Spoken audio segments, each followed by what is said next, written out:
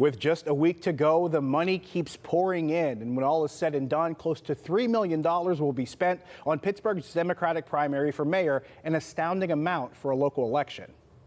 Thanks for joining us at 6. I'm Josh Taylor. And I'm Megan Schiller. Kim and Ken have the night off. KDKA lead investigator Andy Sheehan says this race is funded by more than $1 million in so-called dark money, much of it from out-of-state funders pushing national agendas. Andy joins us with just who's behind all of that cash. Andy? Well, they're political action committees, which are independent of candidate campaigns, but have been spending hundreds of thousands of dollars on those attack ads on both sides. The funders behind the ads is often not clear, but many have national concerns beyond the city of Pittsburgh.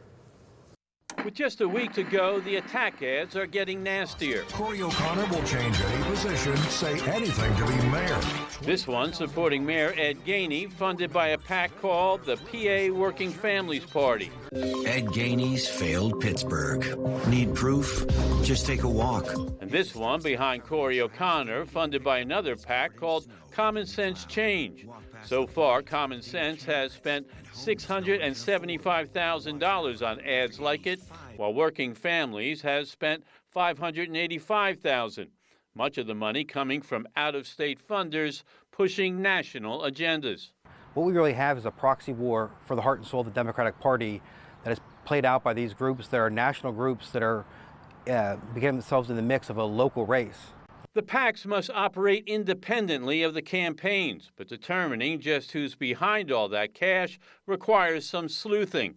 Backing Gainey, Working Families is a national PAC dedicated to the election of progressive candidates, with a PA chapter based in Philadelphia. Since the PAC files campaign reports federally, most of its contributors haven't yet been identified. But in March, the social justice organization PA United contributed $100,000. And SEIU Healthcare, which has long enlisted Mayor Gainey's support to unionize UPMC, did the same.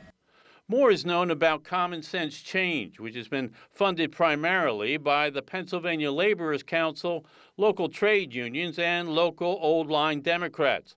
But in its latest filing, a PAC out of Washington, D.C. called Democracy Wins made two contributions, $90,000 and $60,000. The PAC's funders are not known, but Common Sense says they fund, quote, mainstream progressive candidates like O'Connor.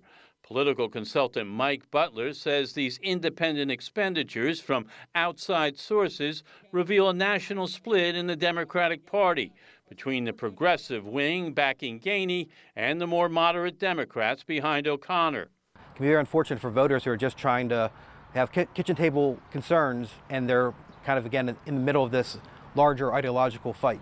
And since many of those funders are unknown, those agendas remain hidden. We don't have accountability, we don't have transparency, we still have undue influence.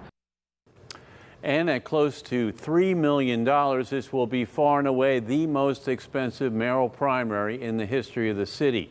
Much of that money is dark money, and we won't know until after the votes are counted where a lot of it is coming from.